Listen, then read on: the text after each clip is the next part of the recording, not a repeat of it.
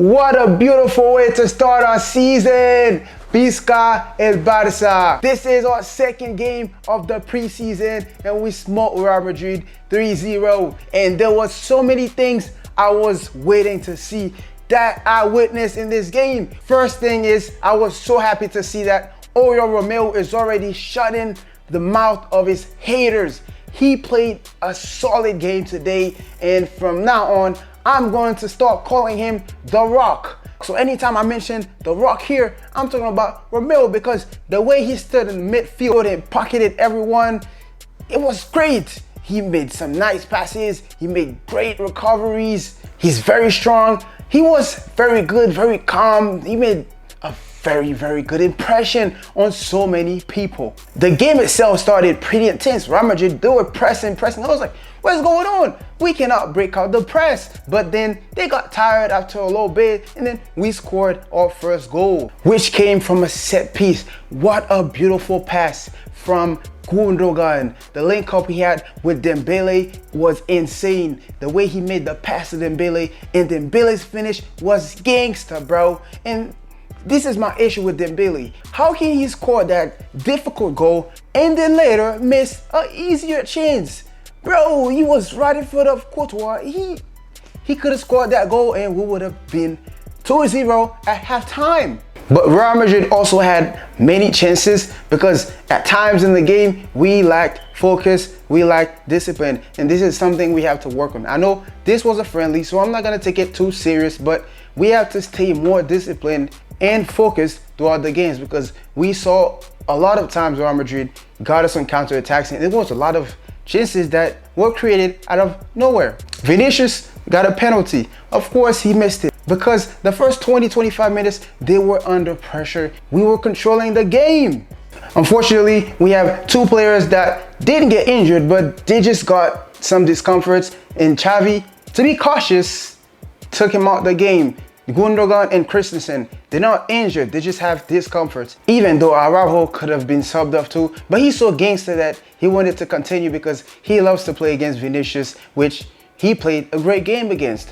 One thing that was clear to all of us is that Xavi played with 4 midfielders. I talked about this in one of my videos last week or something, but we also saw that a lot last season from Xavi. He loves to play with 4 midfielders. He played with Pedri on the left wing instead of a Fati or a Abde. And I believe we're gonna see more of this from him this season, especially since De Jong is not a guy that wants to stay stable like Romeo will as the number 6. He will pivot both De Jong and Romeo together. Romeo will be the guy that stays there, do the dirty job, and De Jong will have more freedom to go forward and do what he does best. And I almost forgot, Romeo almost scored a banger goal. Bro, I wish he scored it, because people hate so much. People had so much crap to talk about him. I hope he scored that goal. It would have been a banger, bro. In the second half, the game was not the same. It was not as intense. Barcelona defended more. They did not control the game as they were controlling it in the beginning. And especially since we lost Gundogan and then they brought Sergio Roberto and also Garcia for Christensen, definitely did a little something to the squad. Alejandro Balde was impressive in the game, but my issue with him is his final product. I just cannot stand that. Like, he can take the ball, run, dribble, do everything. But when it comes to make that cross to create a chance for us to score, he keeps missing it. He needs to work on it and dial it down, because we're gonna need him. He needs to be able to find Lewandowski or whoever is in the box.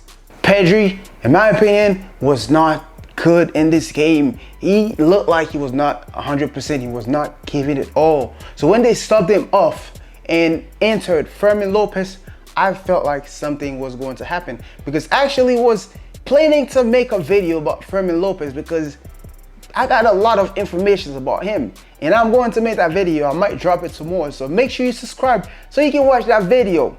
He brought some energy. He brought something different. And after not too long, he scored a banger. The way he banged the ball inside the net was fabulous, bruv. We're gonna need this guy a lot this season. And again, Fermin Lopez, he made a very good pass to Ferran Torres which was an assist. And Ferran Torres scored a very nice goal too, which made it 3-0. And Lewandowski was not that great to me also. I'm actually a little worried. I don't know if it's because he's aging. Even from last season, I thought he was not present enough in games. And I hope that's not the case. It's a preseason. Maybe he's not trying to give it 100%, but I hope he is gonna be clutch this season. But it's also unfortunate that this kid from Brazil, Vitor Roque, is not gonna be able to play this season because he would have been a very, very good backup.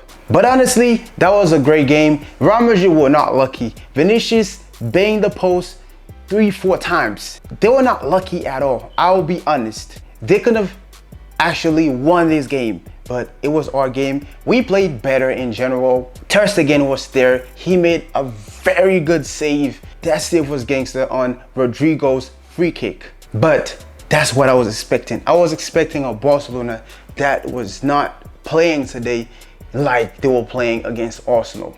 I'm excited about this season, man, and Barcelona are showing positive signs. But that's the end of the video, man. If you made it this far, make sure you like, subscribe. I'm gonna be reviewing more games. I'm gonna be making a lot of videos, so subscribe.